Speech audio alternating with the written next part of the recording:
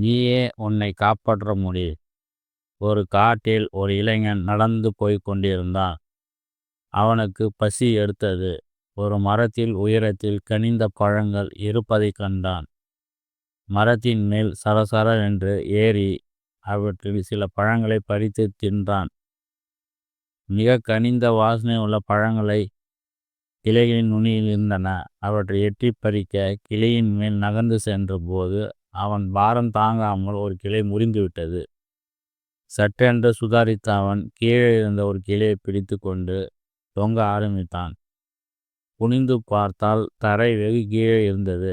ஏற்கனவே பயந்து போயிருந்த அவன் மேலும் பயந்து கண்ணை மூடிக்கொண்டு யாராவது காப்பாற்றுங்கள் என்று திரும்ப திரும்ப அலற ஆரம்பித்தான். உள்ளங்கை வியர்த்து வழுக்க ஆரம்பித்தது. நிலை வந்துவிட்டது. தற்செயலாக அப்போது அந்த பக்கம் ஒரு முதியவர் வந்தார். மரத்தில் தொங்கிக் கொண்டிருந்தவனை பார்த்தார். அவன் மேல் ஒரு சிறிய கல்லை விட்டு எறிந்தார். கல் பட்டவுடன் வழியில் கீழே பார்த்தவனுக்கு ஆத்திரம் வந்தது. பெரியவரே, உதவ சொன்னால் கல்லால் அடிக்கிறீரே, அறிவில்லையா உமக்கு என்று கோபத்துடன் கேட்டான். பெரியவர் பதில் பேசாமல் மற்றொரு சிறிய கல்லை எடுத்து அவன் மேல் எறிந்தார். மேலும் கோபமுற்ற இளைஞன் பெருமுயற்சி எடுத்து கையில் வீசி மேலிருந்த கிளை ஒன்றை பலமாக பற்றி கொண்டு, நான் கீழே வந்தால் உம்மை சும்மா விட மாட்டேன் என்று எச்சரித்தான். பெரியவர் மேலும் ஒரு கல்லை அவன் மேல் எடுத்து வீசினார். இளைஞன் இப்போது இன்னொரு பெரிய முயற்சி எடுத்து கிளை மேல் ஏறிவிட்டான்.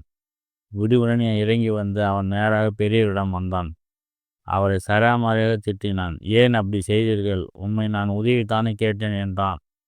பெரியவர் அமைதியாக சிரித்து கொண்டே, தம்பி, நான் உனக்கு உதவிதான் செய்தேன் என்றார்.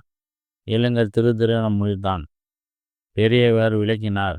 நான் உன்னை முதலில் பார்த்தபோது நீ பயத்தால் உறைந்து போயிருந்தார். உன் மூளை வேலை செய்யவில்லை. நான் கல்லை விட்டு எறிந்ததும் பயம் அறிய ஆரம்பித்த நீ என்னை எப்படி பிடிப்பது என்று யோசிக்க ஆரம்பித்தவுடன் நீயாகவே உன்னை காப்பாற்றி கொண்டு கீழே இறங்கிவிட்டாய்.